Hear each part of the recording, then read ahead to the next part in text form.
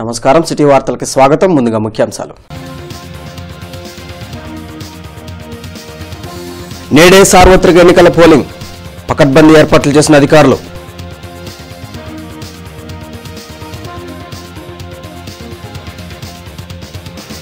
కేంద్ర ఎన్నికల సంఘం తీరును తప్పుపట్టిన సీఎం చంద్రబాబు, ఈసీ కార్యాలయం ఎదుట నిరసన.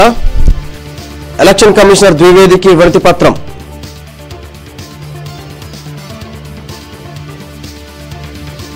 జిల్లా వ్యాప్తంగా 4417 పోలింగ్ కేంద్రాల ఏర్పాటు.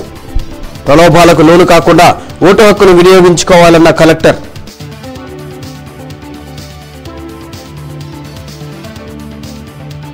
ప్రశాంత వాతావరణంలో ఎన్నికల నిర్వహణకు చర్యలు.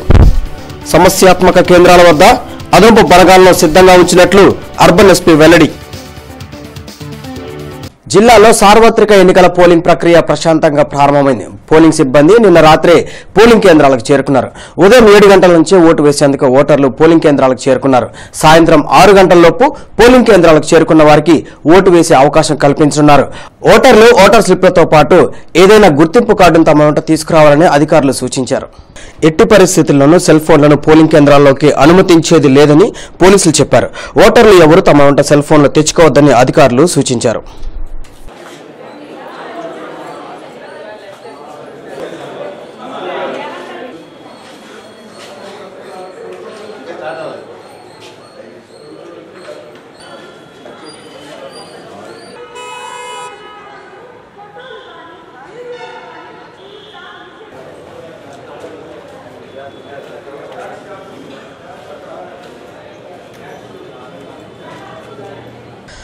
ఈ రోజు జరుగుతున్న సార్వత్రిక ఎన్నికలకు పోలీసులు పటిష్ట బందోబస్తును ఏర్పాటు చేశారు.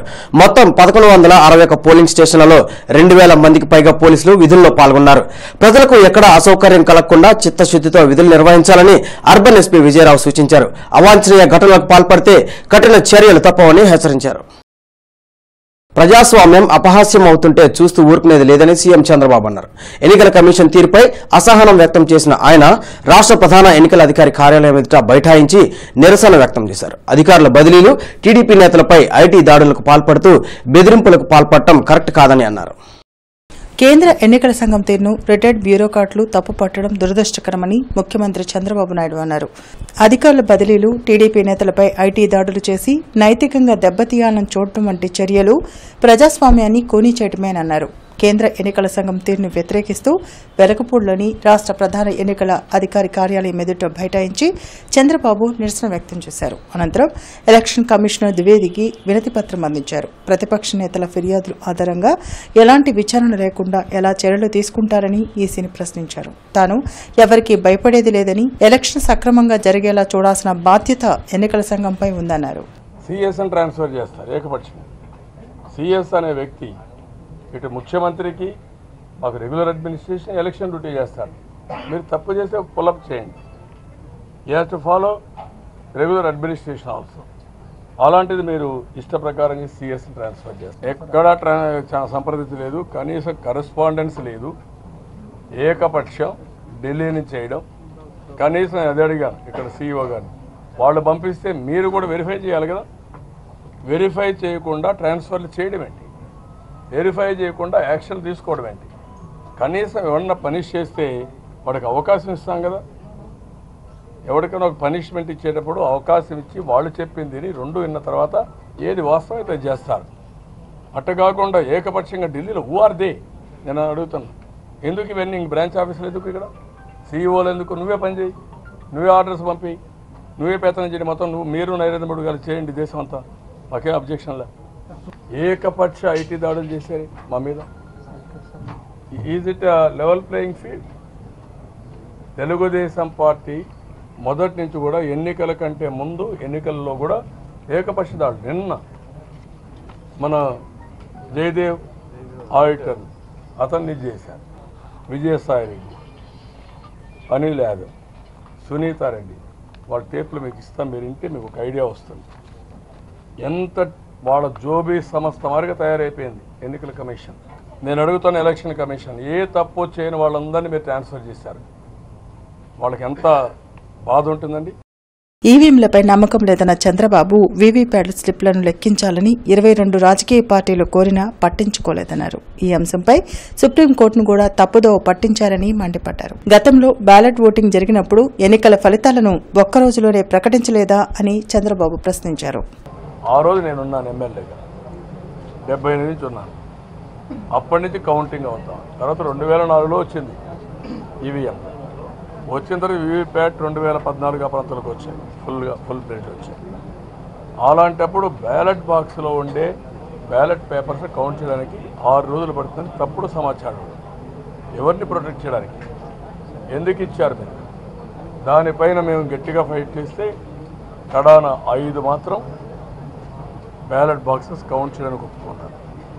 దాని మీద ఏం చేయాలో మేము ఆలోచిస్తున్నాం, అవన్నీ మాట్లాడతాం.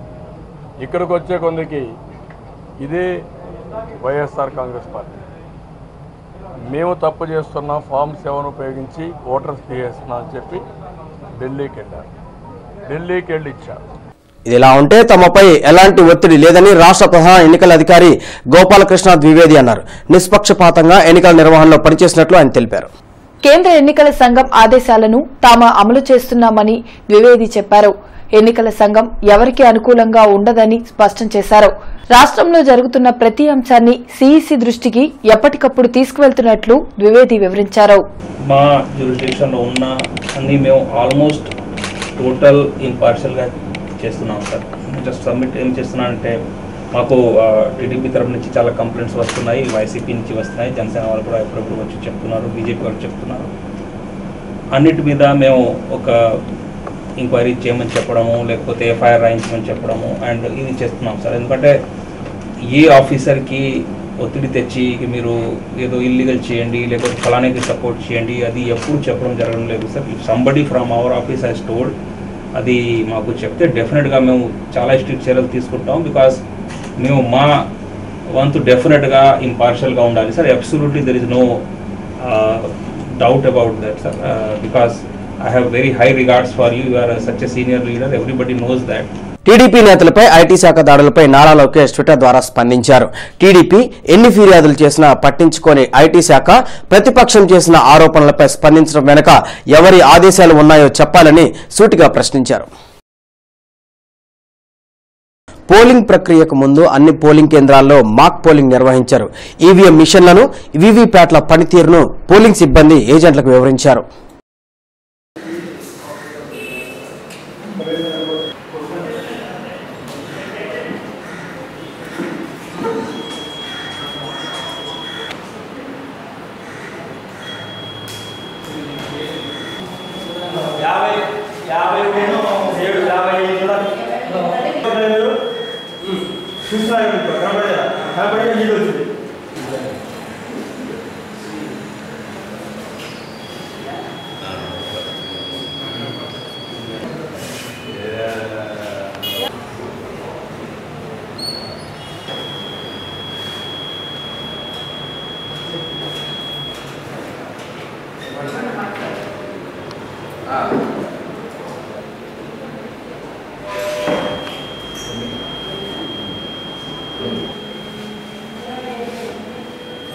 ఓకే పడింది మేడం.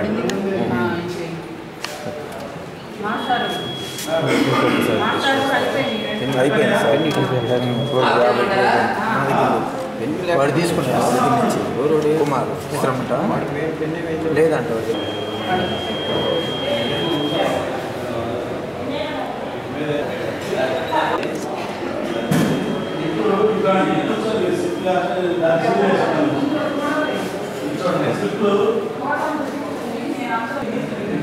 ఇద్దరు వస్తుంది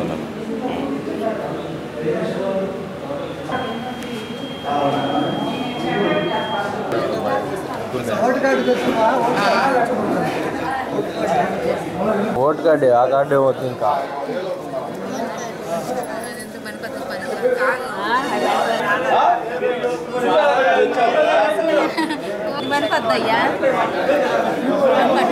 అది ఎందుకు పాన్ కార్డు డబ్బులు ఎంత ఉన్నాయండి?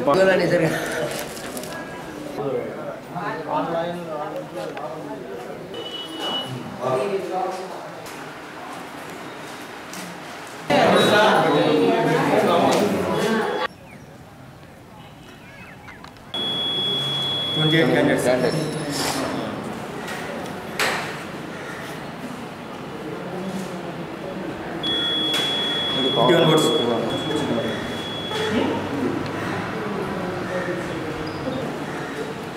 మీరు చూసిన గుర్తుంది రేపటి అక్కడ అది పోలింగ్ క్లోజ్ అయిపోయిందా అది. ఎన్నికల సమయంలో డబ్బుల కోసం ఓటర్లు తమ మనస్సాక్షిని అమ్ముకోవద్దని కలెక్టర్ శశిధర్ సూచించారు. రాజకీయ పార్టీలు చూపే ప్రలోభాలకు లోను కాకుండా నిష్పక్షపాతంగా తమ ఓటు హక్కును వినియోగించుకోవాలని ఆయన తెలిపారు. ఓటు ఉన్న ప్రతి ఒక్కరూ తప్పనిసరిగా పోలింగ్ కేంద్రాలకు తరలివచ్చి ఓటు వేయాలని కలెక్టర్ వెల్లడించారు. ఓటు వేసే విషయంలో విద్యావంతులు ఏమాత్రం నిర్లక్ష్యం వహించవద్దని కలెక్టర్ తెలిపారు. దీంతోపాటు ఓటర్లు పోలింగ్ కేంద్రాల దగ్గర ఈ ఎండాకాలము ఎండను దృష్టిలో పెట్టుకొని షామియానాస్ వేయిస్తున్నాము, బ్యారికేడింగ్ చేయిస్తున్నాము. పట్టణ ప్రాంతాల్లో ముఖ్యంగా గుంటూరులో అక్కడక్కడ చిన్న నేరో లైన్స్ ఉన్నాయి. కొద్దిపాటి ఇన్కన్వీనియన్స్ ఉండొచ్చు ఓటర్స్కి, ఎందుకంటే ఈసారి ఓటింగ్ కొంత స్లోగా వెళుతుంది. 20 సెకండ్స్ అదనంగా పడుతుంది వీవీప్యాట్ యంత్రాల వల్ల. కాబట్టి 6 గంటల తర్వాత కూడా ఈ పోలింగ్ కంటిన్యూ అయ్యే అవకాశం ఉంది. 7 అవ్వచ్చు, 8 అవ్వచ్చు, కొన్ని నియోజకవర్గాల్లో 10 కూడా అయ్యే అవకాశం ఉంది, ఎందుకంటే అక్కడ ఓటర్ల సంఖ్య ఎక్కువ ఉంది.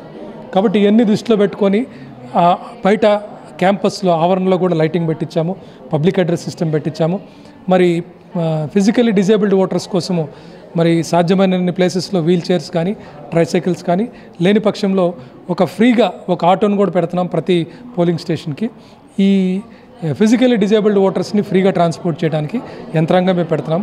ఇలా అన్ని ఏర్పాట్లు చేస్తున్నాం. కానీ అక్కడక్కడ ఏమన్నా చిన్నపాటి సౌకర్యాలు ఏమన్నా లోటు ఉంటే ఓటర్లు పెద్ద మనసుతో అర్థం చేసుకొని ఇన్కన్వీనియన్స్గా భావించకుండా మీ బాధ్యత నిర్వర్తించాలని, మీరు వచ్చి ఓటు వేయాలని చెప్పి నేను కోరుతున్నాను. ఎందుకంటే ఓటు మీ ఆయుధం, మీ అస్త్రం, మీ హక్కు, అన్నిటికంటే మీ బాధ్యత. నగరవాసులకి ముఖ్యంగా చెప్పేది ఏమిటంటే, ఇది ఏసీలకి ఎయిర్ కూలర్లకు అలవాటు పడిన చదువుకున్న వాళ్ళు చాలామంది ఉంటారు. దయచేసి సమాజం కోసం బయటకు వచ్చి ఎండను సైతం లెక్క చేయకుండా, ఉక్కపోతను లెక్క చేయకుండా మీరు ఓటు వేయాలని చెప్పి విజ్ఞప్తి చేస్తున్నాను. ఓటు హక్కు అనేది వజ్రాయుధం లాంటిది. 2019 సార్వత్రిక ఎన్నికల్లో ఓటు హక్కును వినియోగించుకునేందుకు సమయం ఆసన్నమైంది. ఓటర్లు ఎలాంటి ప్రలోభాలకు లోనవకుండా సక్రమమైన రీతిలో ఓటు హక్కును వినియోగించుకోవడం ఎంతైనా అవసరం. నిజాయితీతో ఓటు హక్కును వినియోగించుకోవడం ద్వారానే ఎన్నికైన ప్రజా ప్రతినిధులను ప్రశ్నించే హక్కు ఉంటుందన్న విషయాన్ని అందరూ గమనించుకోవడం ఎంతైనా అవసరం. ఎప్పుడెప్పుడా అని ఎదురు చూస్తున్న ఓట్ల పండుగ గురువారం జరగనుంది. ప్రజానికం మొత్తం ఓట్లు ఎప్పుడు వేద్దామా అని ఎంతో ఆతృతగా ఎదురు చూస్తున్నారు. అయితే కాలం గడిచే కొద్దీ ఎన్నికల ప్రక్రియ అనేది ఎంతో ప్రహసనంగా మారిపోయింది. ఒకప్పుడు స్వతంత్ర సమరయోధులు, నిజాయితీ పరులు, స్వచ్ఛంద సేవామూర్తులు ఎన్నికల్లో పోటీ చేసే ఆనవాయితీ ఉండేది. నిజాయితీ పరులను ప్రజాప్రతినిధులుగా ఎన్నుకోవడం ద్వారా ప్రజాస్వామ్యంలో ఎలాంటి అవినీతికి తావు లేకుండా నిస్వార్థంగా ప్రజలకు సేవ చేసే అవకాశం ఉంది. కానీ కాలం గడిచే కొద్దీ పరిస్థితులు పూర్తిగా మారిపోయాయి.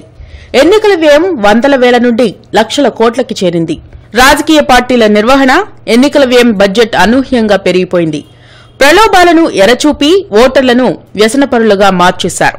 దీంతో ప్రతి ఎన్నికల సమయంలో మద్యం, డబ్బు, బంగారం, వెండి, ఇతర వస్తువుల పంపిణీలకు పెద్ద ఎత్తున తెరతీశారు. అయితే ఇలాంటి పరిణామాల కారణంగా ప్రజలకు ప్రశ్నించే హక్కును కోల్పోయారనే విషయాన్ని గమనించలేకపోయారు.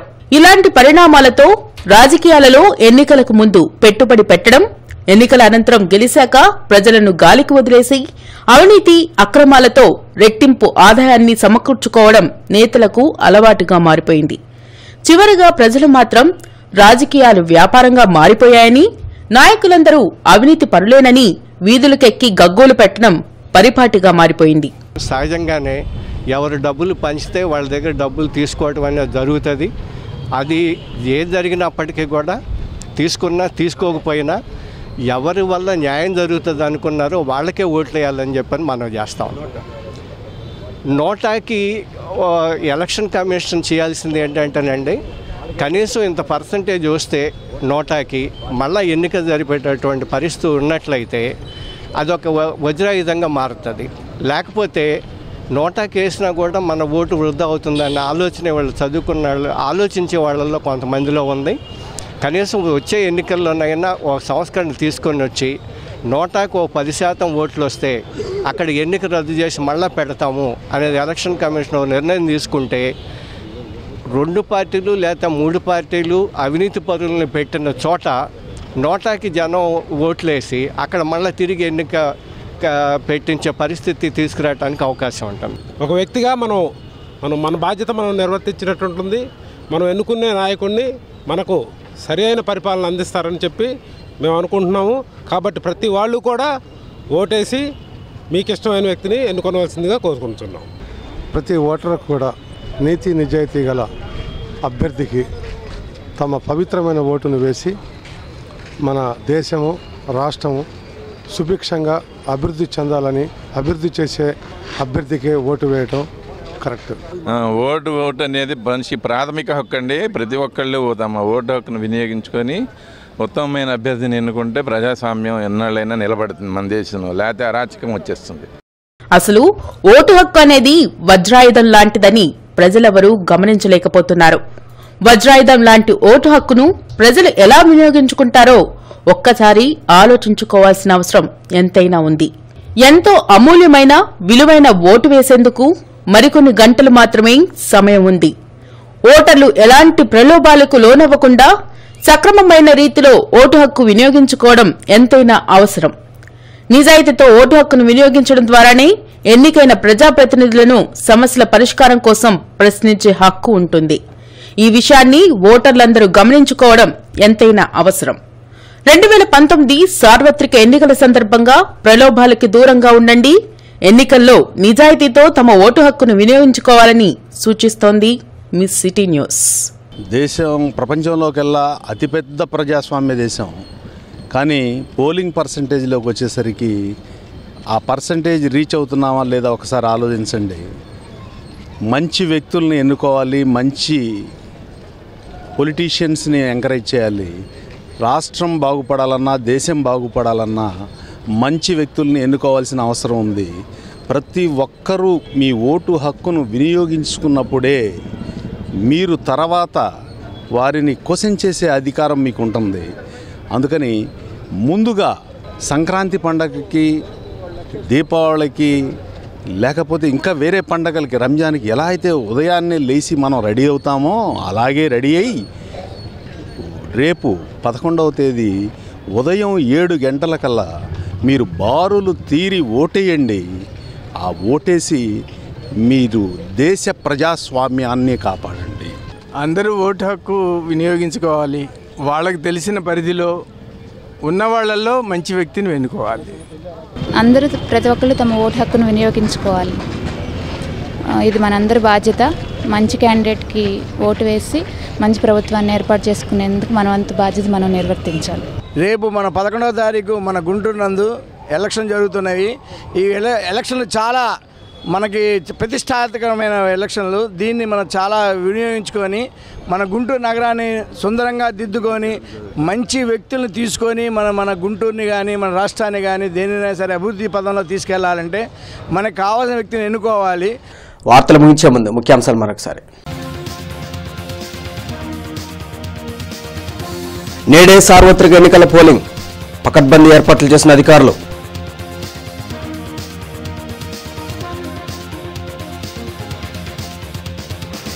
కేంద్ర ఎన్నికల సంఘం తీరును తప్పుపట్టిన సీఎం చంద్రబాబు, ఈసీ కార్యాలయం ఎదుట నిరసన. ఎలక్షన్ కమిషనర్ ద్వివేదికి వినతి పత్రం.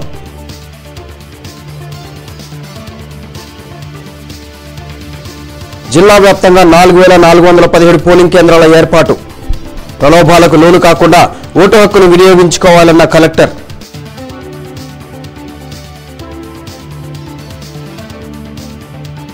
ప్రశాంత వాతావరణంలో ఎన్నికల నిర్వహణకు చర్యలు. సమస్యాత్మక కేంద్రాల వద్ద అదనపు బలగాలను సిద్ధంగా ఉంచినట్లు అర్బన్ ఎస్పీ వెల్లడి. ఈ వార్తల తర్వాత సమాప్తం. నమస్కారం.